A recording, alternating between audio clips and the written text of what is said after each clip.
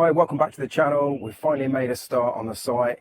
In this video we're going to show you how to build a raft foundation. So here we are on plot 3. So we've got 3 plots on this site that we're doing. We decided to start with plot 3 just because this end of the site was clearer to start with. And what the first stage is going to be about setting out the raft foundation. So we'll show you how the engineer actually does that. So the first stage we do is get the setting out engineer to set out the pegs. So here they are. What he'll do is he'll bang in the wooden pegs like this, and then he'll pinpoint it to the millimetre with the nails. And then what we'll do is we'll wrap our string lines around just to make sure that everything's precision. The reason we use a setting out engineer is just because they've got the right equipment. They use GPS. It does it to the millimetre, and because these are going to be timber frame properties, you haven't got no room for error. Now once he's got his stuff set up, he can come back and he can keep taking levels because he sets these little things up in certain places, and this is where he basically bounces his laser from whenever he comes back to the site. So he can set his equipment up and he takes a reading from there and then basically measures around the site. So we know that every single property is going to be set out precision. Ordnance survey will come back at some point and check this. They do turn up unannounced. So you know, for all you people that are looking to build your own houses or do developments, don't think that you can sort of squeeze an extra house in or build a house a little bit bigger than what you're supposed to without planning, because it will get picked up at some point later on. And I know somebody at the moment who's going just through that challenge. Okay, so make sure you stick to the plans, use a setting out engineer and get things bang on from the start. Okay, so you can see on this one, the engineer set the pegs out. So here we go, orange pegs. The reason we've got a different colour here is just so that we don't get the two plots confused when pulling the lines around, which can easily be done. I've seen it done before, and houses get built out of square. So he'll use a different colour peg to separate the plots. And then what we'll do is we'll put the string lines all the way around, and then we'll build the shutter in, which is going to be 100 millimetres away from the line.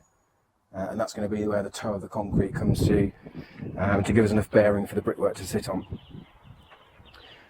And then what we'll do is we'll make up all of our shuttering. Now these are made up in panels that once they're finished, we can then take the panels over to the next plot and reuse them. So it seems a lot of timber, it's a lot of money.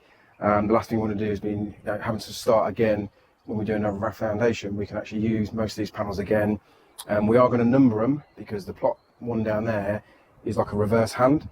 So providing we label these correctly, we should just literally be able to go back down there, 1, 2, 3, 4, 5, 6, and then put them out in reverse order. The next part of the shuttering, we're going to create a box which is going to create the toe of the boot. So basically the concrete comes like that, up and then back in, and that's enough room to get a brickwork, a cavity, and then the timber frame will sit on the inside of that boot where the concrete is at its thickest point. So once we've got all of our formwork all the way around, the next part is creating the hardcore sections in the middle. So these are separated to allow the steel raft to run through. Got to make sure these are in the right place, and you better go a little bit wider than narrower, just so you can get your steel in, and you can always put a little bit more stone in afterwards. But if you make them too narrow, it's just really awkward to get your feet in. As you keep walking about, the stone just gets under the steel cages. So we prefer to just go a little bit wider to start with, and then make them narrow once we've got the steel frame in place. Now once these are all in place, we will then start building the steel cages. So we make these up from scratch. We'll show you that in a moment.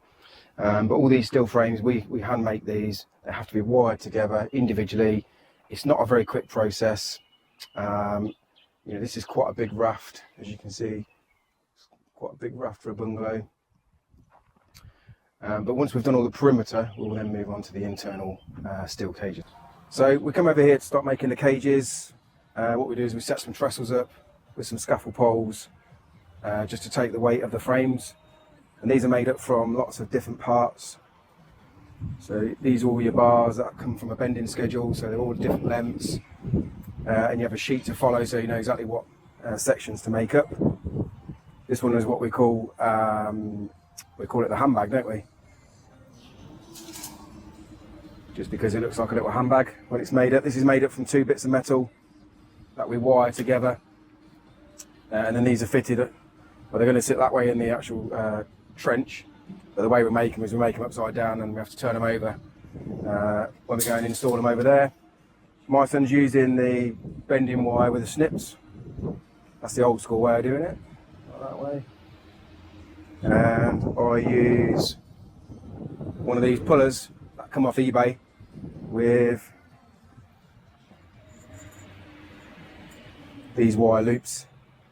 They come on a reel like that, and we just bend them and hang them over the trestles like this while we're working, just to make it as a decent workstation. And then we'll show you exactly how quick they are just to wire up. So these are the metal loops, really cheap. We'll just buy them in like packs of 1,000. This is the puller, and the idea is that you pull it and the hook will twist around as you pull the loops. Okay, so first we'll just hook the metal over there, go through both loops, 3 or 4 pulls, and then we'll bend it in. So on this one, we're going to pull through all 3 parts of the cable.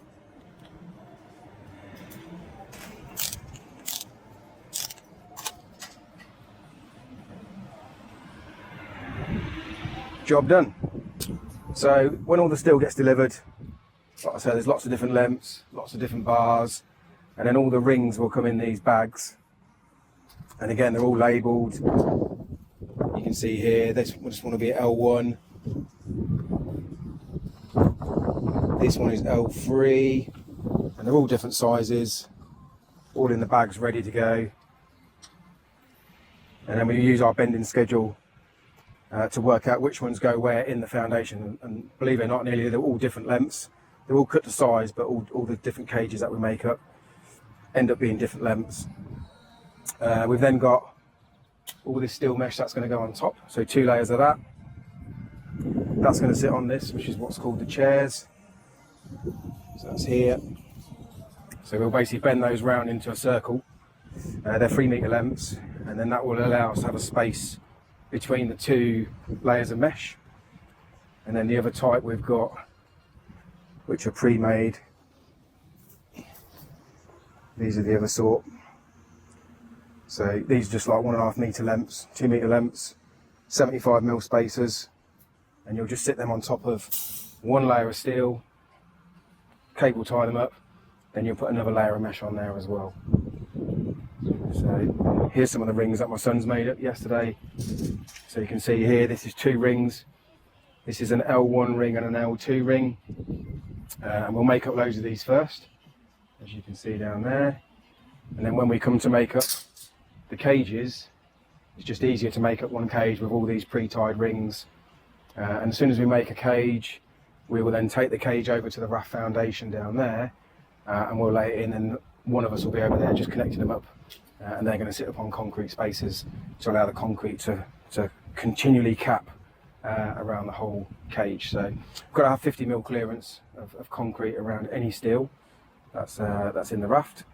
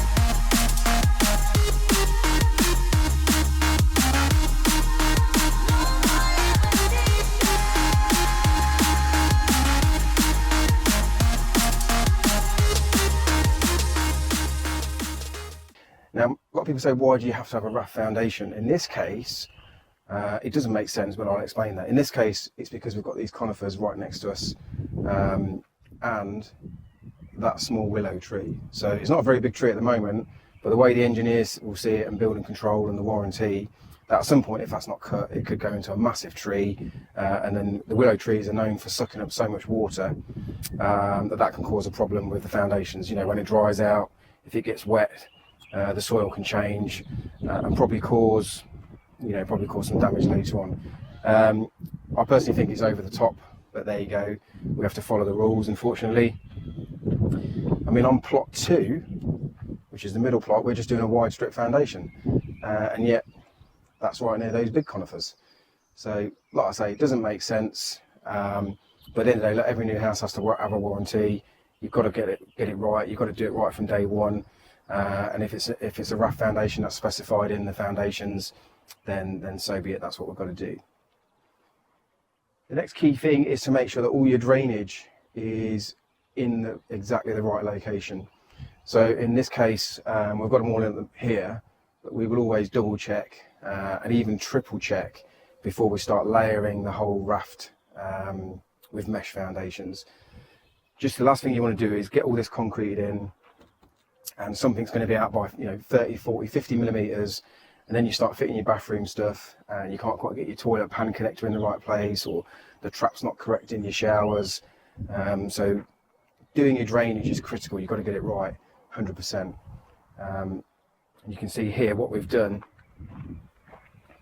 is we'll put these stakes in all the way through here, and then we'll tape them all up so that we know they're going to be exactly in the right place once we get the concrete in here. So you can see down here the drainage pipes coming through the shuttering. Now, we did have all the drainage set out down here, and the reason we've took it away is so that once these are concreted, we can then slide these boards, just slide these boards straight off the pipes and then connect the drainage back up. But we didn't want to install it first time round, because it would have meant that we'd have had to cut the shuttering and we won't be able to reuse it over on the next plot. So with all the shuttering, once all that's in place, we fix all these bracings in. Again, they're sort of over-engineered. They're not going to go anywhere. We've got a big steel pin in here. Everything's nailed. All the nail heads are just left out slightly, so we can get the hammers in there just to prise them back out. Now, the reason we don't use a nail gun again is because we're going to use these timbers over on the next plot.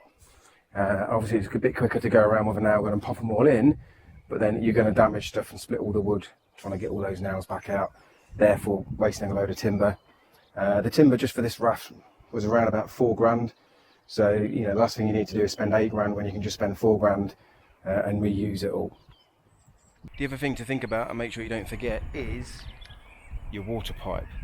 So we put the ducting in here. This goes down 750 minimum under the foundation, and then that means when we want to slide our water pipe in, we can get it in no problems. Then we'll insulate that, but that needs to go in before you put all your shuttering around the outside. Otherwise, you're going to have problems getting water into the house. And again, here you can see the drainage pipes coming through, ready for the drainage run this side of the house. What we will do is we'll use duct tape just to fill any little holes around those pipes, just to stop the concrete coming through when we pour. And you can see on here, we've left the front of this Raft all the way down. The reason for that is because we're going to be in and out with the steel cages quite a lot of times, and it's easy just to keep walking in and out the front rather than keep hopping over the wood, possibly tripping. Some of these cages probably going to be around 100 kilos, not extortionate weight for 2 people, but if you're going to trip over something, then yeah, it could cause an accident. So we'll leave these down for now. These will be the last 2 bits of wood to go in. As you can see, they've already been cut ready. This then all has to be painted up in mould oil so that the concrete's not going to stick to the wood. So when it comes to removing it, nice clean face of concrete. The wood will just simply prise away. It won't stick to the concrete. And like I say, we can then reuse it all again. Again, we'll just have to paint it with mould oil before we re-concrete on the next one. But it will mean that we can use the timber for the second time. So yeah, we're going to carry on tomorrow, getting a lot more of the steel work in. It's quite a slow job. I've got a couple of guys who I mentor. They come down to help me to work on the plot. They do groundworks anyway, so they're going to give us a hand to get the steel working.